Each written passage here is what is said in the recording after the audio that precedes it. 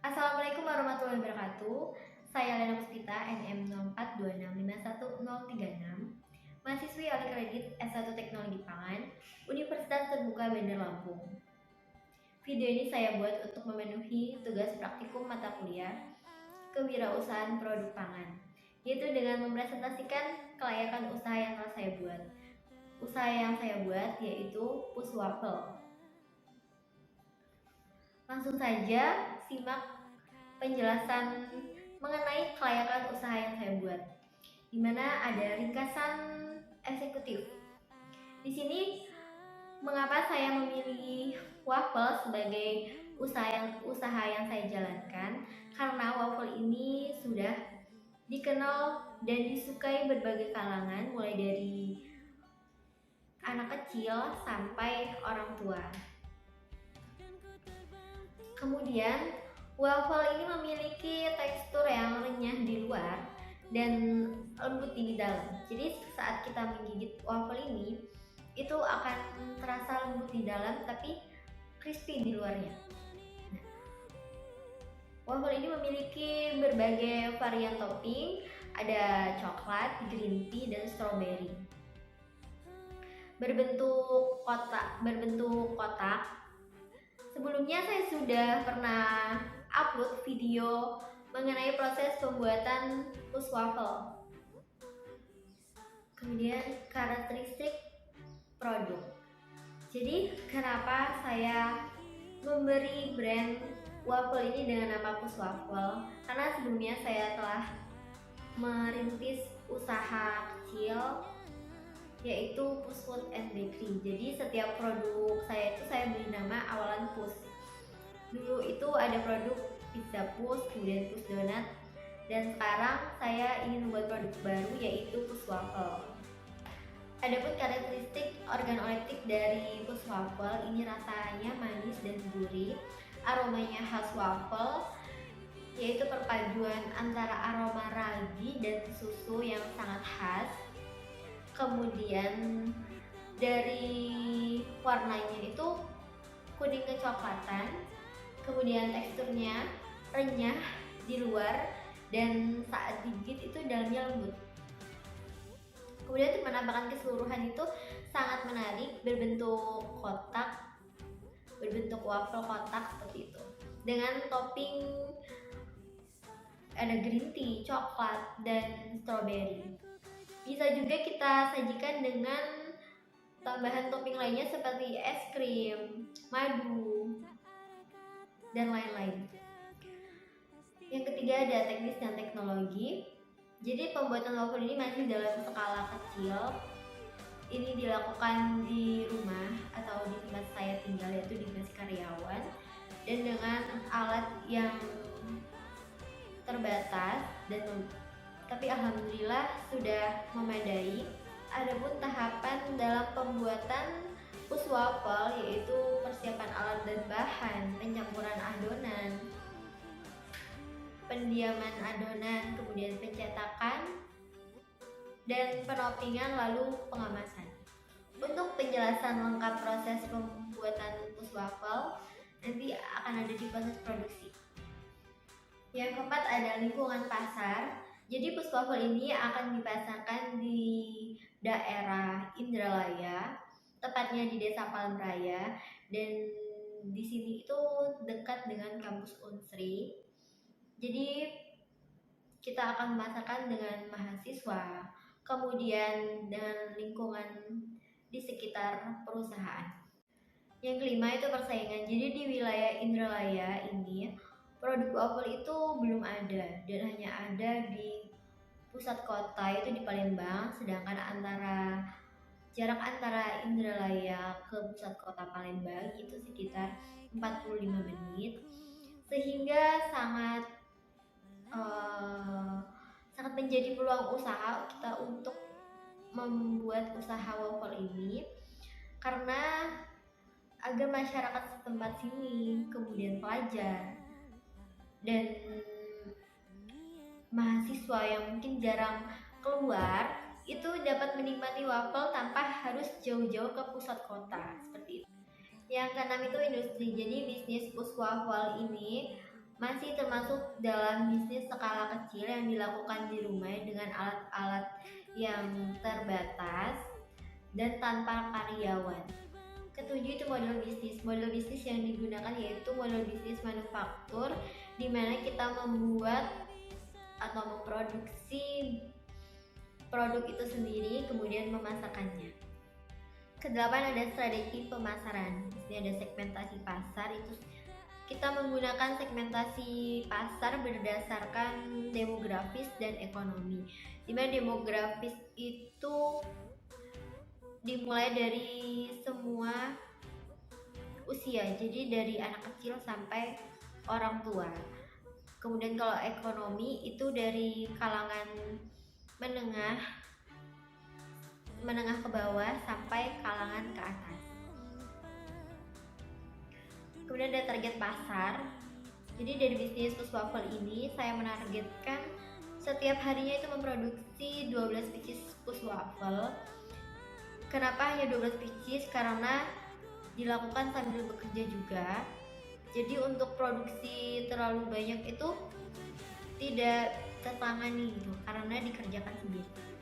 Yang ke-9 itu produksi, dimana alat dan bahan yang digunakan yaitu alatnya ada pencetak wafel, kompor, spatula, wadah besar, wadah kecil untuk bahan-bahannya, timbangan, dan lain-lain. Sedangkan bahan yang digunakan itu ada tepung terigu protein rendah untuk membentuk tekstur yang renyah. Jadi kita gunakan tepung terigu protein rendah, gula, garam, baking powder, ragi, susu bubuk, susu cair, margarin, dan telur. Pada proses produksi kita hangatkan susu cair, lalu tambahkan margarin, aduk merata sampai mencair, kemudian pindahkan ke wadah besar, masukkan baking powder, gula, garam, ragi, dan aduk sampai tercampur merata. Kemudian kita tambahkan tepung terigu protein rendah tadi dan susu bubuk, aduk kembali sampai merata, lalu kita tutup dengan plastik wrap atau penutup biasa, penutup seperti bisa piring kalau nggak ada plastik wrap. Kemudian kita diamkan selama 60 menit sampai 90 menit supaya aroma dari ragi ini keluar gitu, supaya ini untuk menciptakan aroma dari waffle ini. Setelah didiamkan, kemudian panaskan cetakan waffle, kemudian masukkan adonan waffle dan dipanggang dengan api kecil sampai matang berwarna kuning kecoklatan. Jika sudah, kita dinginkan dan kita berikan topping. Kemudian kita kemas dengan box kertas berbahan kertas dan sudah food grade. Kemudian ada masalah lingkungan. Di sini ada sedikit kendala karena di lingkungan perusahaan ini masih banyak yang belum mengenal produk waffle, terutama untuk kalangan orang tua, sehingga perlu melakukan pendekatan dan pengenalan produk waffle terlebih dahulu dengan cara memberikan sampel testimoni sebelum melakukan penjualan. Kemudian ada faktor risiko, yaitu pada bisnis waffle ini ada faktor risiko finansial yang berupa tingginya harga bahan baku yang tidak stabil sehingga dapat mempengaruhi dalam penetapan harga. Lalu ada pengaturan waktu, di mana pengaturan waktu berjualan pada hari libur itu bisa dimulai dari jam 8 sampai jam 18.00 atau sesuai kondisi. Kemudian jika hari kerja itu biasanya saya mulai itu sekitar pukul 16.00 sampai 18.00 sesuai kondisi. Kemudian ada proyeksi keuangan. Sini ada list peralatan beserta harganya, ada kompor dan gas, waffle maker, pengaduk, baskom, timbangan, gelas ukur, wadah kecil dan panci, Dan jika dijumlahkan totalnya adalah Rp485.000. Kemudian ada proyeksi keuangan mengenai biaya operasional per bulan. Kita hitung dulu biaya tetapnya. Kita menghitung biaya tetap itu, kita hitung dari penyusutan peralatan, contohnya penyusutan kompor dan gas. Penghitungan penyusutan kompor dan gas ini kita hitung masa kegunaannya ini misalkan 36 bulan, karena kita mencari biaya operasionalnya itu per bulan. Jadi kita bagi 1/36 ini bulan dikalikan dengan harga dari alat tersebut, yaitu 250.000, dan ketemulah 6.944. Nah, kemudian kita hitung semuanya. Kemudian total biaya tetapnya itu adalah Rp15.274. Ini per bulan. Kemudian kita hitung total biaya tetap per hari. Berarti Rp15.274 itu kita bagi 30.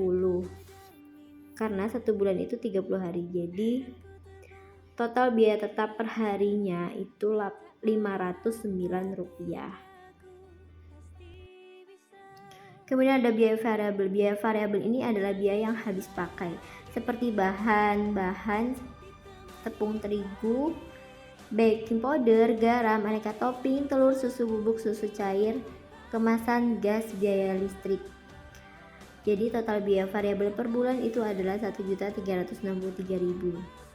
Kemudian jika kita ingin menghitung total biaya variabel per hari, maka yang seperti gas dan biaya listrik ini kita bagi dulu 30.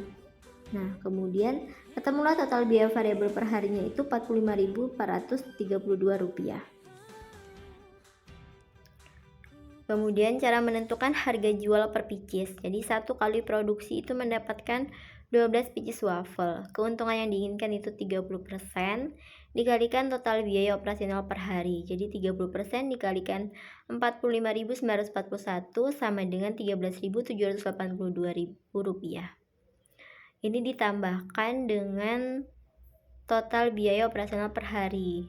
Jadi sama dengan Rp59.723 dibagi dengan 12 pieces sama dengan Rp4.976. Jadi harga jualnya itu Rp4.976, tetapi dibulatkan menjadi Rp5.000 per pieces waffle. Kemudian untuk menghitung pendapatan, yaitu pendapatan penjual rata-rata per hari. Jadi dalam satu hari itu terjual 12 pieces dikali harga jual Rp5.000. Jadi 12 dikali Rp5.000 sama dengan Rp60.000.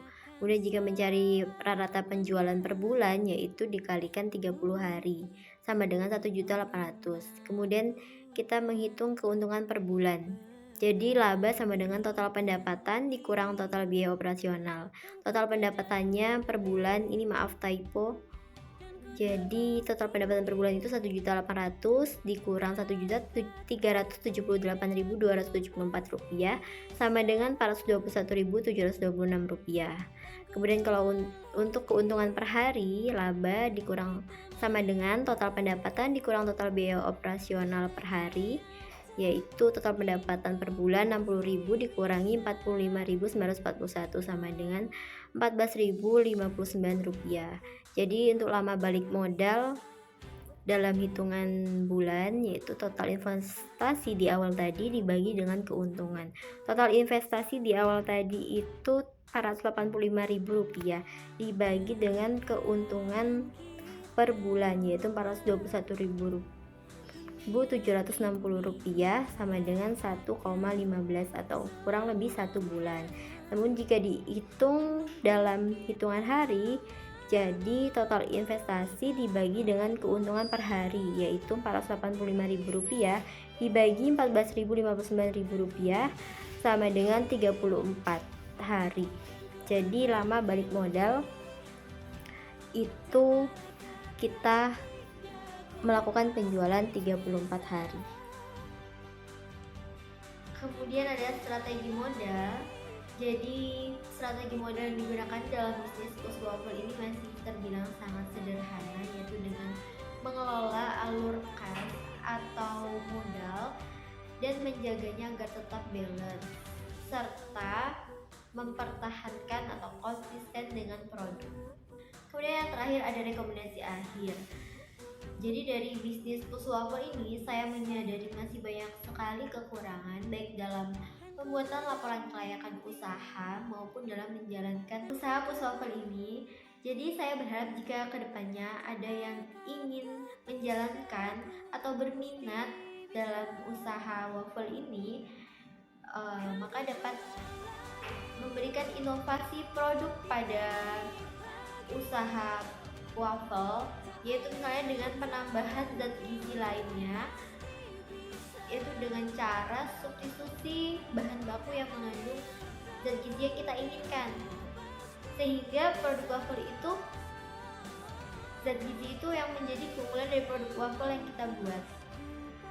Kemudian dengan bentuk variasi bentuk yang berbeda, misalnya bentuk karakter, kemudian bentuk-bentuk lain yang sesuai dengan yang ada di pasaran, sesuai dengan lingkungan, misalnya sesuai dengan permintaan, seperti itu. Demikian presentasi dari saya mengenai kelayakan usaha push waffle. Terima kasih atas perhatiannya. Jika ada tutur kata atau kekurangan dalam presentasi, saya mohon maaf dan saya akhiri. Wassalamualaikum warahmatullahi wabarakatuh.